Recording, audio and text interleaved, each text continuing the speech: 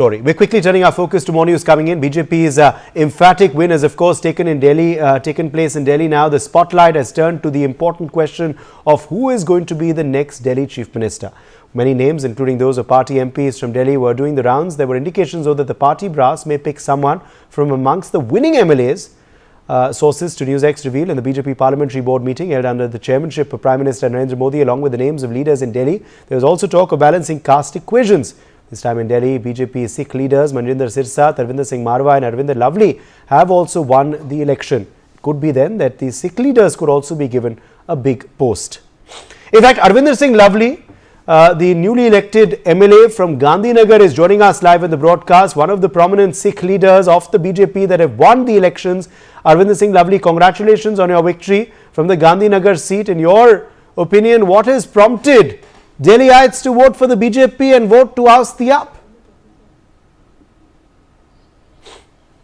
जी धन्यवाद। देखिए, ऐसा है कि दिल्ली के लोग पिछले 11 साल के कुशासन से त्रस्त थे। जिस तरीके से दिल्ली के लोगों को झूठ परोसा जा रहा था और ग्राउंड लेवल पे कुछ हो नहीं रहा था। दिल्ली देश की राजधानी है और देश की राजधानी का जो लेवल पिछले 11 सालों में बन गया था, आप छोटे से छोटे राज्य की भी राजधानी की कल्पना करेंगे तो आपको लगेगा कि उस पूरे स्टेट में हो सकता है डेवलपमेंट में कहीं कमी हो, लेकिन वो अपनी राजधानी को ठीक लगता है। लेकिन दिल्ली के बारे में जब आप अपने मस्तिष्क में सोचते हैं तो दिल्ली के नाम पे आपको नज़र आता है टूटी हुई सड़कें, फैला हुआ सीवर, नालियों का पानी सड़क पे, ट्रैफिक जैम, चारों तरफ जो है कूड़ा करकट। तो कि कैसी देश की राजधानी है? तो लोग बहुत त्रस्त थे और निश्चित तौर पे लोगों ने नरेंद्र मोदी जी के नेतृत्व में, नरेंद्र मोदी जी के कुशासन में उनकी गारंटी के ऊपर विश्वास किया है। आज जब भारतीय जनता पार्टी के ऊपर इतना भारी विश्वास दिल्ली के लोगों ने किया है तो मैं समझता हूं कि भारतीय जनता पार्टी का कार्यकर्ता होने के नाते अब हमारी जिम्मेवारी दिल्ली के लोगों के प्रति और बढ़ जाती है, अपने नेता नरेंद्र मोदी जी की गारंटी को पूरा करने के लिए और दिल्ली के लोगों को वो राहत पहुंचाने के लिए जिस कुशासन का शिकार दिल्ली की जनता पिछले 11 साल में हुई है। आप गांधीनगर सीट से जीते हैं लवली जी, 56,000 वोटों के आसपास से आप जीते हैं, काफी भारी जीत है आपके लिए। What are your immediate priorities to improve the living conditions there?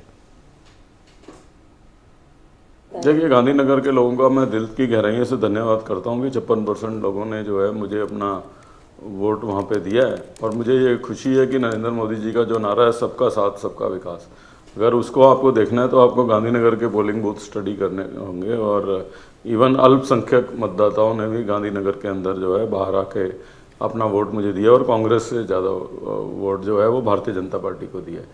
अब गांधीनगर की स्थिति बहुत ख़राब है। गांधीनगर की कई कॉलोनियों की तो स्थिति यह है कि मुझे वोट मांगने में वहाँ शर्म आ रही थी। अजीत नगर है, धर्मपुरा है, तो गांधीनगर भी जो बाकी दिल्ली का हाल है वो गांधीनगर में ही है। तो गांधीनगर के लिए विशेष योजनाएं मेरे दिमाग में हैं और मैं अभी से ही सोचने लग गया हूं कि कैसे गांधीनगर को आगे लेके जाना है, दिल्ली को आगे लेके जाना है। तो जैसे ही एक बार औपचारिक रूप से सरकार का गठन हो जाए तो उस और तेजी से काम जी। एक करेक्शन मैं बताना चाहूंगा कि लवली जी को 56,000 वोट मिले हैं, उनकी मार्जिन जो है वो 12,000 थी, 56,000 नहीं। ये तो एक क्लैरिफिकेशन मैं वो दे देता हूँ कि 56,000 वोट आपके ऊपर पड़े हैं, आप कमल के ऊपर पड़े हैं आपके क्षेत्र में, काफ़ी बड़ी बात है। आपकी इमीडिएट प्रायोरिटीज़ क्या रहने वाली हैं? पहले 100 दिन का लक्ष्य कुछ भाजपा ने बनाया है, क्या कुछ करेंगे अब आप दिल्ली वालों के लिए? इतनी भारी बहुमत आपको मिली है तो एक्सपेक्टेशन भी हाई है।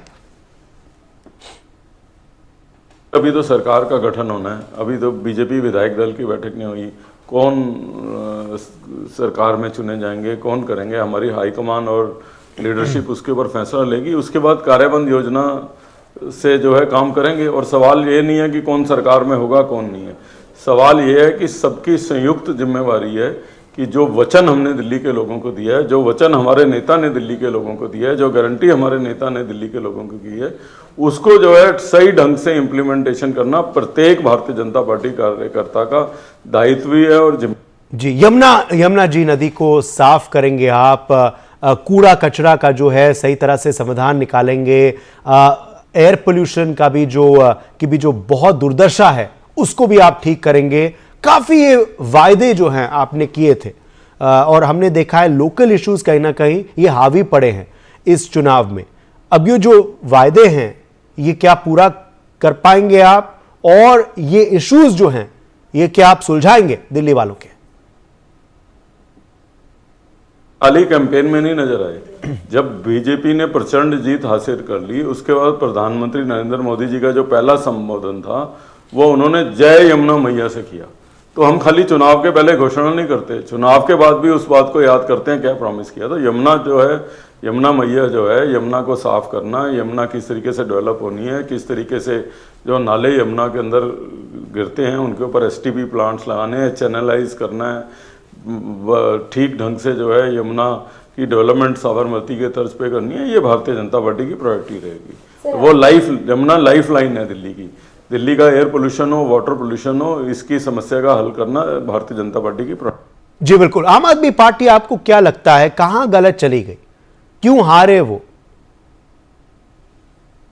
आपका विश्लेषण क्या है? पहले तो वो आम आदमी रहे नहीं है। जो लोग जन लोकपाल का नाम लेके आए थे, आज उनको सीएजी के कागज टेबल करने में भी डर लग रहा है। तो इसलिए सत्ता में बने रहने के लिए कुछ ना कुछ घोषणा करते रहते थे और दिल्ली के लोगों से उनका कोई कनेक्ट नहीं था। मैंने जिंदगी में बहुत चुनाव लड़े हैं। मैं जो है 5वीं टर्म का भी एमएलए बन गया हूँ, 10-12 साल में मिनिस्टर भी रहा हूँ। हर चुनाव में दिल्ली के लोग जो है बड़ी चीज़ें मांग करते थे, कभी हॉस्पिटल मांगते थे, कभी मेट्रो मांगते थे, कभी फ्लाईओवर्स मांगते थे।